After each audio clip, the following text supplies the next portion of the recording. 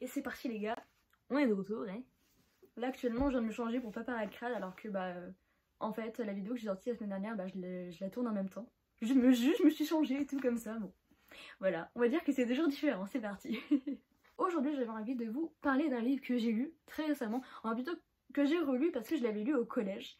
Et parce qu'en fait j'étais soudain prise d'une envie de relire mes lectures du collège, donc j'en ai relu 2. Et donc voici l'un des 2. Voilà, donc The Book of Evie.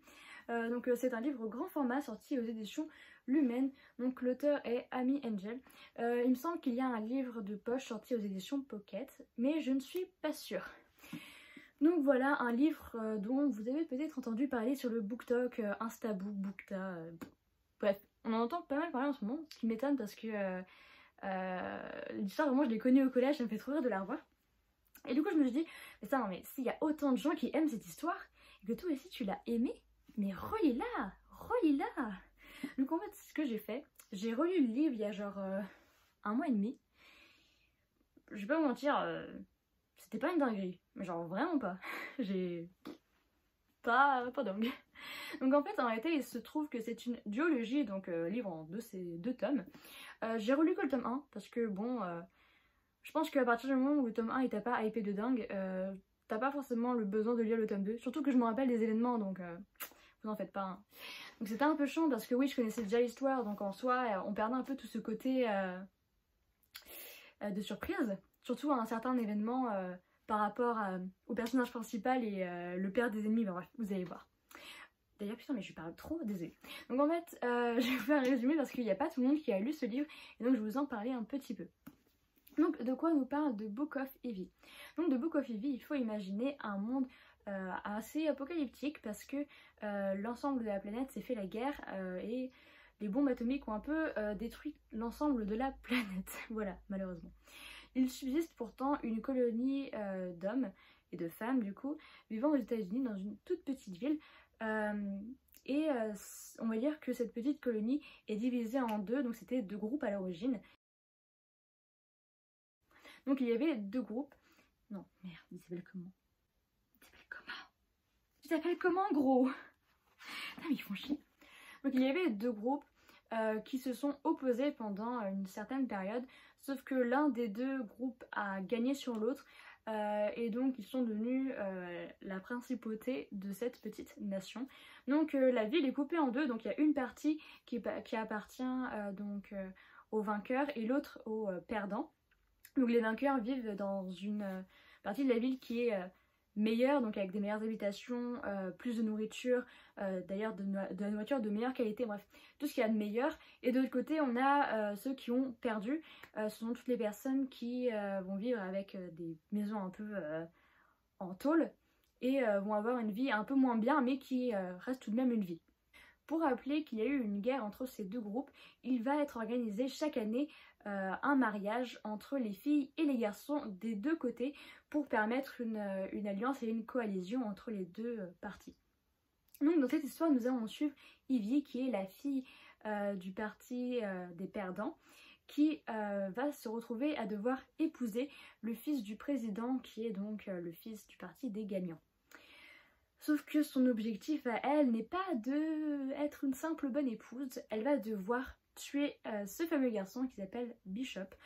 Et bon, vous allez sans doute le voir, c'est une romance, donc elle va par contre s'éprendre de lui et elle va être un peu dans l'incapacité de pouvoir le tuer puisqu'elle commence à tomber amoureuse. Voilà. Donc voici l'histoire que nous allons découvrir au fur et à mesure, une histoire romantique dans ce monde apocalyptique. Bref.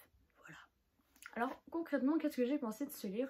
Donc moi, en tout cas, dans mes souvenirs, j'avais adoré ce livre-là, j'avais adoré la duologie, parce que je suis une personne qui adore les dystopies, donc l'univers était très dystopique, donc déjà d'une part, mais en le relisant, je me suis rendu compte que c'était juste un décor, et que ce décor, qui à la fois sert de partie historique, n'est pas non plus énormément... le fondement de l'histoire quoi. Le livre c'est plus de la romance que de la dystopie quoi. Enfin, c'est assez mitigé donc c'est pas à fond de la dystopie. Concrètement, est-ce que j'ai aimé ce livre? Alors bof, Je vous l'ai déjà dit au début, j'ai été assez déçue par l'histoire parce que quand je l'avais lu au collège, j'avais vachement aimé. Mais... Parce qu'au collège, j'adorais toutes les romances, donc forcément j'avais adoré. Mais là, j'ai moins cet amour pour les romances, ce qui fait que j'ai moins accroché à l'histoire, surtout que elle est vachement focus autour de ça. Donc on va énormément voir Evie qui s'attache petit à petit à Bishop, mais elle va être dans ce choix, ce dilemme cornélien.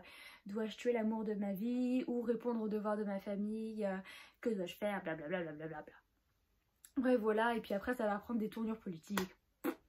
Ça se barre en cacahuète après. J'ai pas relu le tome 2, mais je sais ce qui se passe dans le tome 2, et bon, je sais que l'histoire est pas incroyable, je m'en rappelle. Donc voilà, pour vous dire... ce que j'ai moyennement aimé dans l'histoire, du coup, c'est sans doute du coup, l'abondance de romances qu'il y a, même si comparé à d'autres livres pour adolescents, on retrouve quand même moins de romances que dans ces livres-là. Mais il y a quand même beaucoup de romances, donc ça m'a un peu dérangée. Mais bon, les personnages, quant à eux, bon, ils sont assez réalistes, mais on voit qu'il y a un caractère qui domine chez eux. Donc Evie, c'est la fille qui est très tête brûlée, et Bishop, c'est... le garçon un peu froid mais très doux en même temps, genre très gentil. Donc des caractères qui dominent. On n'apprend pas énormément de choses sur eux. On a quelques événements de leur passé qui expliquent un peu le comportement qu'ils ont aujourd'hui. Mais bon, on n'en apprend pas plus que ça. C'est des personnages qui nous sont un peu éloignés parce qu'on n'apprend pas énormément de choses sur leur vie. Donc je suis un peu pas trop convaincue. En ce qui concerne le style de l'auteur, je l'ai trouvé assez plat et... assez moyen quoi, je suis pas fan de son style d'écriture. J'ai quand même lu le livre de manière assez rapide, tout simplement parce que le livre est pas très long, il y a 400 pages je pense, même pas. Ouais, il y a 300 pages, c'est écrit en très très gros, le papier est très épais, ce qui donne cet effet de grosseur, mais en fait il fait 300 pages quoi. L'histoire est donc assez condensée étant donné que faut raconter une très longue période en très peu de temps. Mais donc pour moi ça n'a pas été un coup de cœur. Je suis un peu déçue parce que j'avais énormément aimé l'histoire lorsque je l'avais lu au collège. Et donc je m'attendais à aimer de nouveau, surtout que étant donné que j'en entendais énormément parler sur Insta, sur YouTube, etc. Je me disais l'histoire en fait c'est encore de la dinguerie. Donc et du coup au final pas tant que ça. L'histoire je la trouve un peu plate et bon il n'y a pas de grande idée qui ressort. L'idée que j'ai surtout revue là-dedans, du coup ça tourne encore avec l'idée de romance, c'est la relation homme-femme, parce que du coup les filles et les garçons de chaque côté doivent se marier obligatoirement, mais ils sont choisis par rapport à des tests de personnalité pour voir qu'est-ce qui va correspondre le mieux. Et donc on a Bishop et Evie avec qui ça va très bien se passer et tout, donc ça va très bien matcher. Bref, un couple qui paraît parfait. Et de l'autre côté en fait leurs voisins, ça montre l'envers du décor, ça montre vraiment... que des fois dans la vie on peut tomber sur tout et n'importe quoi, qu'il faut tout pour former un monde. Du coup à côté on a un homme et une femme qui sont assez violents. Enfin, l'homme bat sa femme l'aime énormément, bref. Ça montre un peu ce qui se passe actuellement, donc que quand on choisit d'épouser quelqu'un, et c'est pas toujours tout rose, tout beau, donc voilà, ça nous montre un peu l'envers du décor. Bref, c'est surtout l'idée que j'ai perçue dans le livre. J'ai pas perçu d'autres idées hormis ça, mais l'histoire en elle-même est gentillette mais pas non plus extrêmement intéressante. Après je vous laisse vous faire votre propre avis dessus parce que c'est quand même un livre qui a plu à énormément de personnes.